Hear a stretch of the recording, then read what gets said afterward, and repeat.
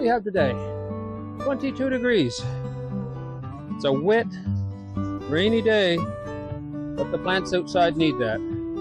But it's a good day to do something here in the greenhouse. So everything's been looking good since we brought it out here. It appears to be acclimatized quite well. We're going to start moving things into the Dutch water bucket today. Now, unlike the NFT system, the Dutch water bucket always has a little bit of nutrient in the bottom of it. So instead of letting the system pump it through, I'm going to fill each of our 6 containers to the point that they're starting to drain back to the reservoir. And that's how we're going to get this thing started. So got a couple of pepper plants here. We're going to move those for now. You sit over right there, buddy. And where's the other? Right here. Oh, hi. Hi. Come on in, and you can give me a hand with these here now if you like. Sure. What we're going to do, we're going to move these here over to one side because I've got to pour nutrients directly into these containers. So let's just move those over. You've all met Roxanne before, my wife. Yes, hi. All right, so we can start putting those back here as soon as I get some nutrient in this first one here. How many are we putting in together? We're going to set all of them up, and we're going to have 2 plants in each one. Now, just listen. All right, so that's the nutrient. We're up past the level here. So the nutrient is running out the drain line, going back to our reservoir. We're going to do that with each of them, and that'll save us having to pump them full from the main reservoir. There we go. Now, what we're going to do now, let's just put these lines someplace now out of the way. I usually do the plants so they're crisscross on the corners, because these were designed to take 4 plants, but to keep them separated as much as possible, I'm going to go corner-wise on them. So what we're going to do, I'm just going to move these over here again for now. And this will be where we're going to set them down while we're working on the other ones. Here we are. A little bit of nutrient left here. Not enough for this guy, so we have to go mix up some more.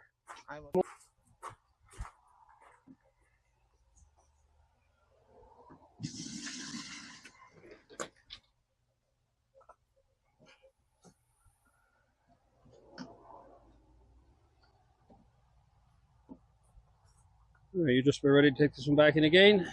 Yes. All right, so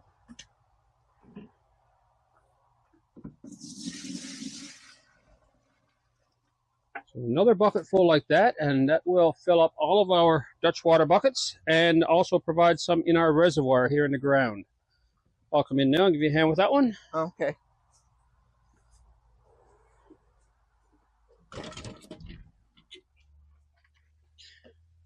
All right, I'm just about to put the nutrients into the last one here, and then we can start moving these plants over. See how happy we can make them today.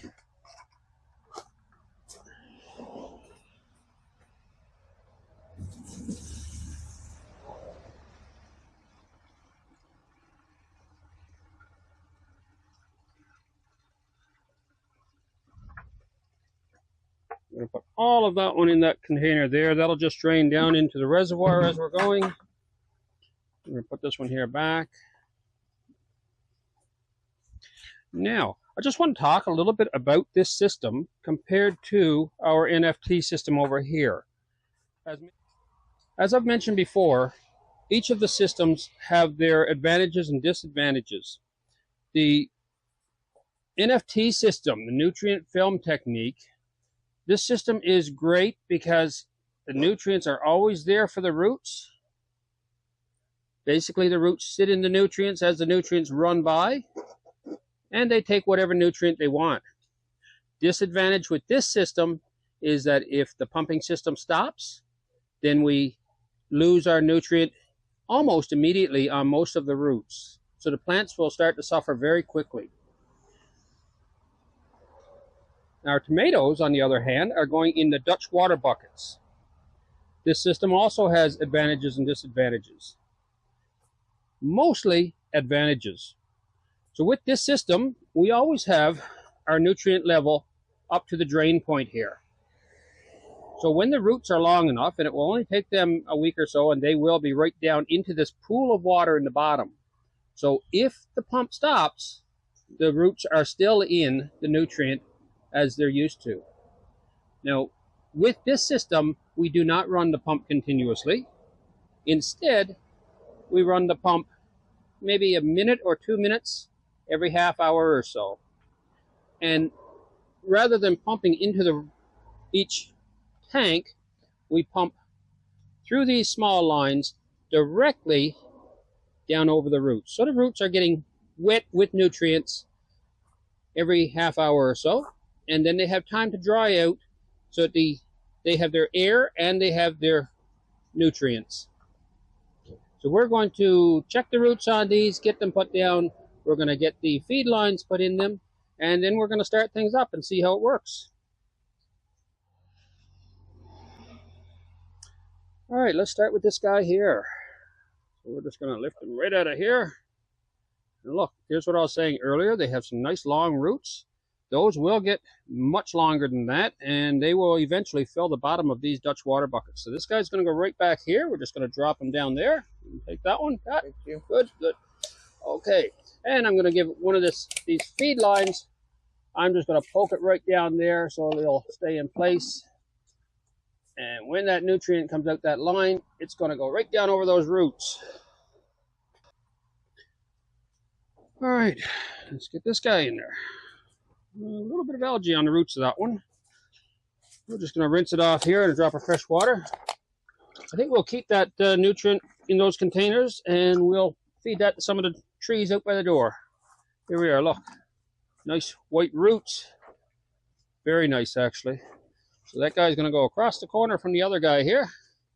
Make sure all of his roots are down through. These roots are not touching the nutrient in these buckets at this point in time. So these feeding tubes are critical right now. These are what's going to keep these guys alive. After a few days, they will be down into the nutrient enough that the feeding tubes will be supplementary. All right, so let's get this guy in there. Oh, this guy got a little bit of algae. Look at how long those roots are, though. There we go. I'm going to rinse them off in a bit of fresh water. So you've seen me do this before with the lawn hose. I'm just massaging the roots a little bit, getting a bit of water around them. There, that looks much better, much better. Let's get those in. There we go. And we'll get a tube put in here. Now these tubes, I'm probably going to come around later on and just put a little bit of tape or something on them just to make sure that they are staying in place. As I mentioned, this is critical right now for them to have nutrients from these tubes. There we go. This one here. Okay. A little bit of algae here as well. So I'm just going to rinse that off.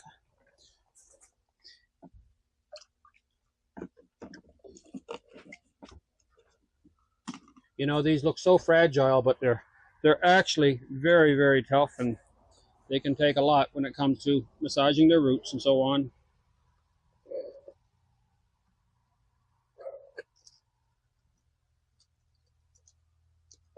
I'm just rolling around some of the pebbles here to make room for that tube to go down there. Next one. All right, looks like they all have a little bit of algae on them.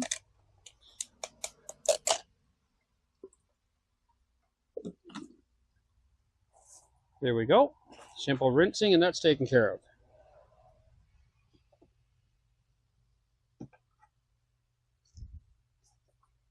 And if we can get these tubes down among the clay pellets as much as possible, toward the middle so that it will get into the rock wool,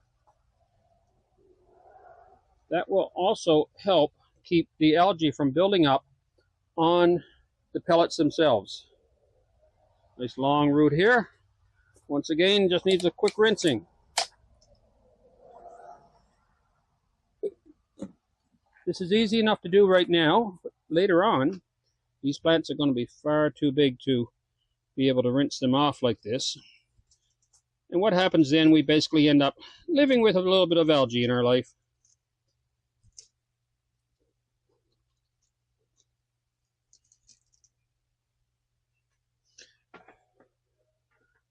This guy here, all right. He's getting tall. This guy's getting tall. Look at the roots on that one, look.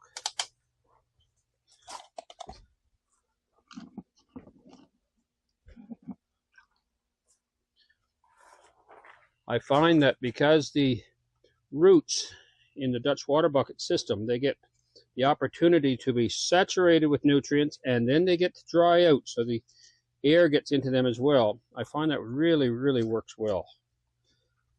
We'll follow these guys over the next few months, few weeks, and we'll see a big difference. And we'll see how much they're growing there. Most years we have a really good crop of both tomatoes and peppers. So it's like I've said before, I don't know if we do everything the right way, but this is the way that we do it, and we've found that it works well. There we go. This one is.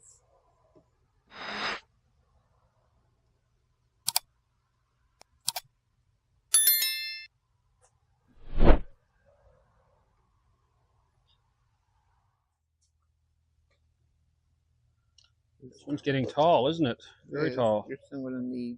Yeah, we're going to have to get a trellis line on this one before we're done here today. Something to support it. All right, down it goes there. Let's get a tube into it here.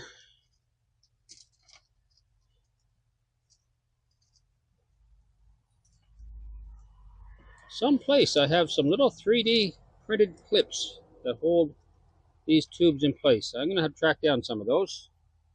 I don't know if we've got any around here. I keep looking, but I haven't seen any. Okay, well, we'll have to see what we got in the house. I'm thinking they're in that container. All right, we'll dig for those later on. All right, rinse off the roots on this guy. Already got flowers coming out on it. Look, nice. Very, very nice. Look at those roots down there. Let's see if we can find a better way of doing this with these hoses.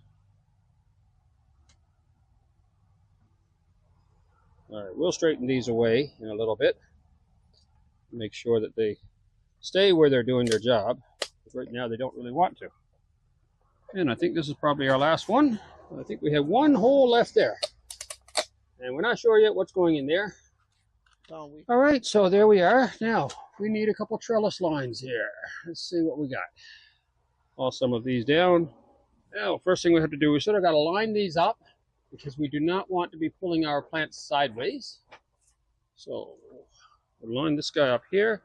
It's going to attach right here. And so these little clips here, we buy those by the 100 on Amazon. They just go right onto the line. Usually I put them right underneath one of the nodes on the plant itself, like that. There we go. That'll hold it up nicely. You want another one? And we're going to need another one for right here. Let me see.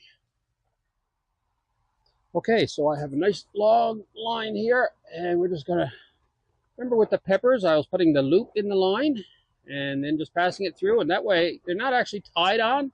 I can very easily undo them and move them.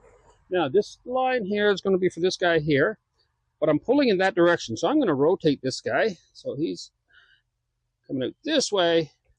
We're going to take a clip, attach on right here. We're going to pull it back this way. There we are.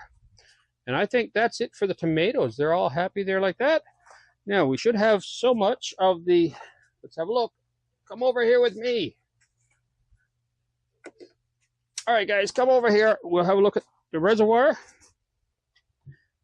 No more nutrient running there right now. So we'll have a look. It's just about full there now. The little float in there, that is to allow extra nutrients to come from this guy up here. So we're going to put nutrients in this one as well. As the plants drink the nutrient, the reservoir will go down, And this guy here will top it up again. So we'll close that. And we have to do a little bit of work there now just to tidy up and make sure all of our lines are down where they're not going to come out. If a line comes out, we lose the nutrients from it.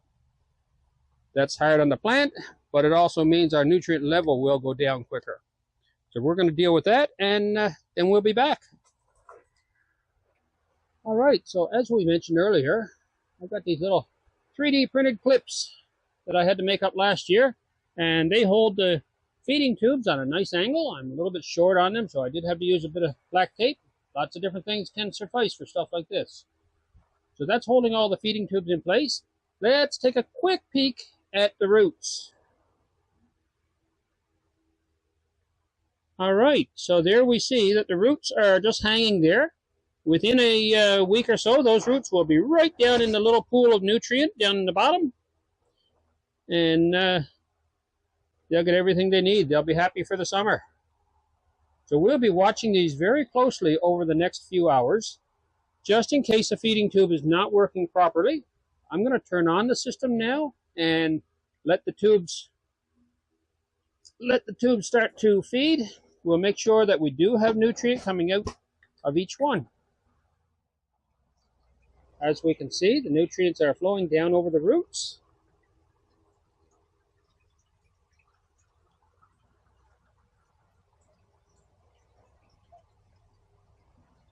And that's what we're checking right now, just to make sure that all of the feeding tubes are working.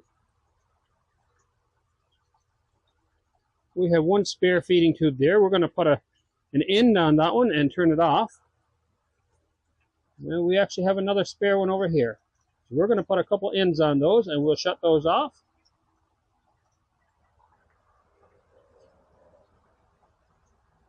Now in a few minutes I'm going to set up a timer on these so that every 30 minutes they will get 1 minute of nutrient like this. And then they'll be allowed to dry for a while before the next feeding. One final thing that we need to do with these systems, we need to try to block as much light as possible. So I'm going to drop these covers that I have from the NFT system down over these hatches here. I'm going to free up a few more now in a while, and we'll get those there, and that'll just help to block the light out. Now, we do have to fill up our reservoir. Not filling it, but we are going to put several gallons in there. So this is what feeds our system. All right, so this is enough nutrient to get us started here. We'll get about 3 gallons, I guess. And our main thing there is that I'm up above. You can see the air coming out of the line here now. So that line will fill up, and as the float on the other end in the other reservoir goes down, the nutrient will flow down this line and keep that reservoir full. We have a couple more pepper plants that we had over on the tomato side, and we're going to move those into our NFT system today. So I'll take the cover off here and we'll donate this cover to the tomatoes. And you can put that guy right down in there. Perfect. Nice. And we'll do the same thing with this one here. I'll take that container from you. There we go. And that one there. Okay, so we've got some nice roots there and so on. They will easily reach into the nutrient there. All right, now those two plants, we're going to keep a very close eye on them. We're going to prop that one up a little bit better than that, so it's a bit straighter. We'll find something to put behind it, actually, prop that up. And that's it for that. Oh, everything's looking good. That's it for now. We'll see you next time here in the greenhouse.